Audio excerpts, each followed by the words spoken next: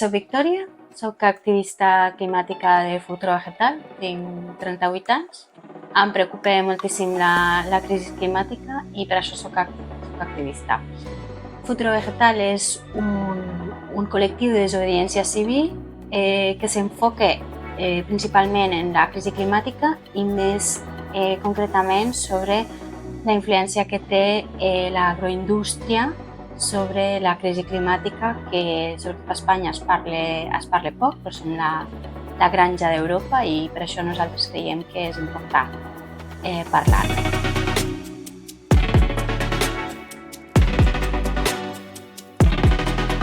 Des dels anys en què l'activisme climàtic ha pujat més el to de la protesta, més cap a una desobediència civil en lloc de fer una protesta comunicada, doncs estan a haver-hi molts casos a Europa de persecució, criminalització dels activistes ecologistes, ja sigui penes de presó, prohibició inclús a França d'un dels col·lectius, inclús si hi havia avisos de protestes per ordre judicial, alguns activistes que no poguessin sortir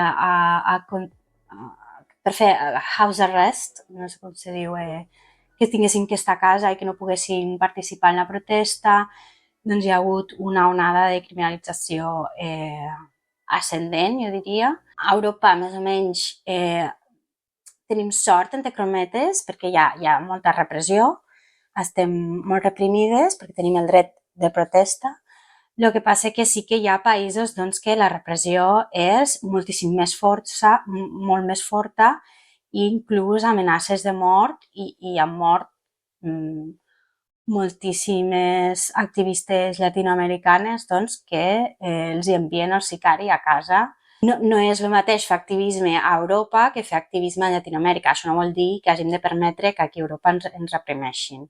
Per exemple, nosaltres a l'estat espanyol sí que Futuro Vegetal, també Extinction Rebellion, ha aparegut a llistes del fiscal dintre d'amenaça terrorista, no? I això és un punt d'inflexió en el que se'ns consideri simplement moviments socials que protestem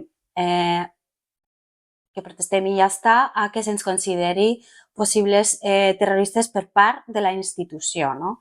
La narrativa seria que la protesta és legítima, però és sortir al carrer a unes hores específiques i ja està, i la desobediència civil per la institució no està reconeguda, algo que la ONU ha reconegut múltiples vegades i que tenim tot el dret, no?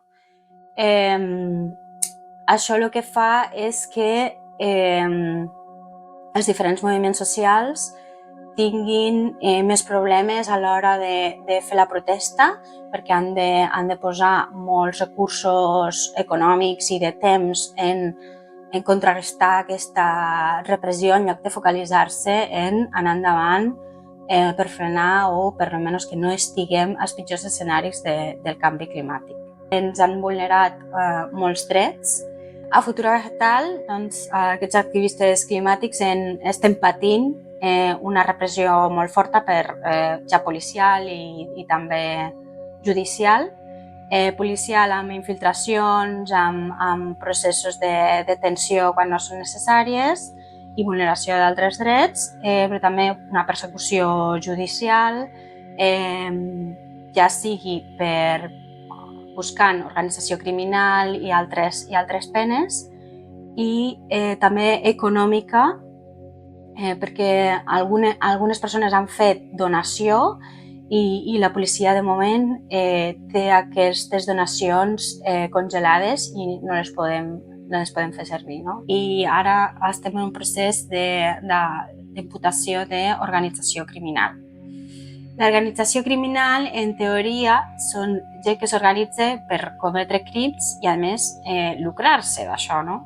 Nosaltres no ens organitzem per lucrar-nos. De fet, perdem diners i perdem temps i no ens organitzem per fer actes criminals, sinó ens organitzem per fer protesta.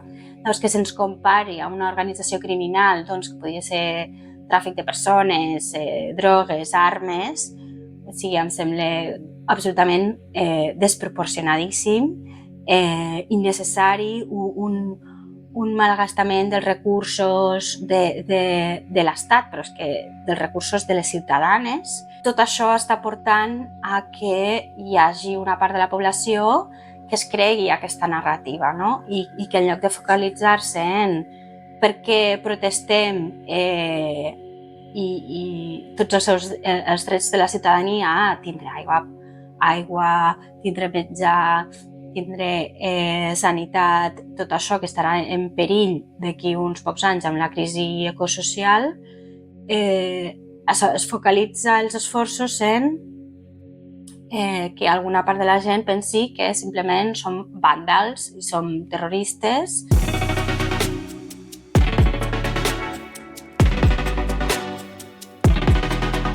El fet de que la policia ens estigui perseguint judicialment i que se'ns infiltri policies a l'organització, primer, el policia fa que estiguis pensant tot el rato si el company és un policia o no, que alguns policies que han tingut relacions sexoafectives amb algunes activistes, el qual trenca molt la dinàmica de confiança, i el problema és també l'ansietat que això pot generar per la paranoia de tal persona serà policia o no, o m'estan seguint, o... El problema que hi hagi un policia infiltrat és principalment l'impacte psicològic. Literalment destrossa el moviment. De la repressió judicial, que se'ns imputa càrrecs, el que sigui organització criminal, danys, protesta il·lícita, desordres públics, té múltiples impactes, com pot ser l'econòmic, ja que sigui que tots els nostres esforços vagin a recollir diners per pagar multes, per pagar abogats, impacte psicològic perquè la gent, en lloc de pensar quina és la protesta que vol fer següent, és pensar com ens organitzem per no tenir tanta repressió. Tots els esforços van encarats més en lluitar contra la repressió que en realitat en el moviment social en el que estem, que és contra la crisi climàtica, no? Des d'un impacte personal és el fet de que tu tinguis la possibilitat d'anar a la presó et fa molt pensar personalment on estaré d'aquí 4, 5 anys, no? O inclús 2, no? Puc anar a estudiar a un altre lloc o començar una carrera, començar una FP, no? Començar uns estudis, ho podré acabar, no ho podré acabar, vull tindre un fill, vull tindre un animal. La repressió pot generar una desmobilització social general, que en realitat la desmobilització és que accedim a que el capitalisme faci el que vulgui amb els nostres recursos i anant cap a un camí de l'ecofeixisme.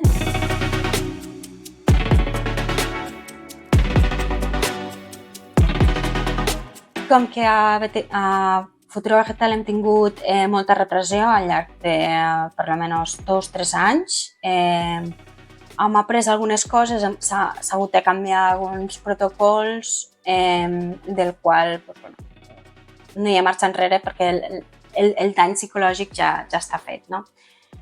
Algunes coses és que ens hem donat compte que hem de fer molta més xarxa entre nosaltres, ja que si es vol infiltrar un policia, s'infiltrarà i estarà allà, i per almenys que no ens danyi psicològic, que no ens faci mal psicològic i que si ha de fer feina, doncs que la faci. És cohesió de grup, no? També tenim unes psicòlogues voluntàries que el seu activisme, diguem, ha sigut donar unes hores gratis a les companyes que vulguin tindre aquestes hores psicològiques de manera individual. També s'ha pensat en fer tallers psicològics, diguem, però col·lectivament. Després, des del punt de vista més tècnic, el que hem fet és que les noves persones, abans d'entrar al xat on estan les persones actives, ha de passar un temps fins que ja poden entrar al xat, per veure com se comporten. Això no vol dir que després no es pugui colar un policia, no? Però ja és com una primera selecció. Després ara sí que fem servir molts més noms, àlies, no? Un digital i un altre presencial. Fem servir altres plataformes encriptades, com en lloc de Signal fem servir Element. S'ha canviat una mica la forma de fer tot. Molts moviments socials han patit també repressió, sobretot els moviments socials que han patit repressió han tingut les portes obertes cap a nosaltres des del moment que vam anunciar, per exemple, el problema de la infiltració i el problema de l'organització criminal. Sembla ser que especialment els moviments socials que han tingut repressió són els que menys han simpatitzat perquè han estat a la seva pròpia carn. És que en realitat, fins que no estàs reprimit, no saps l'impacte psicològic que això té, perquè el que he explicat abans de que la teva vida es posa en el congelador és que és literalment això, i fins que no ho vius penses, no pot ser tant. Però és que en realitat és així, la teva vida està en el congelador.